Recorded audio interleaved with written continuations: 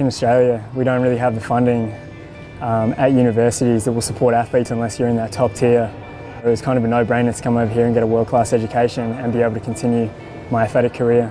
You walk into a place like this and there's no facilities back home that can even come close to this in terms of track and field. I don't think we have an indoor facility in the entire country. I'm leaning towards trying to find my way into the outdoor industry, and whether that be in marketing, advertising, journalism, copywriting.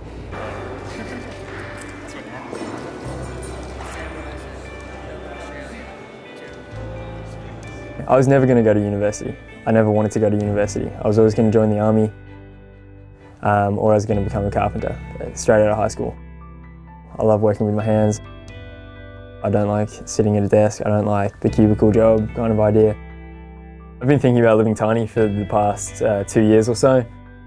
It all started when I drove across country a few years back with a mate of mine out to Zion, Colorado.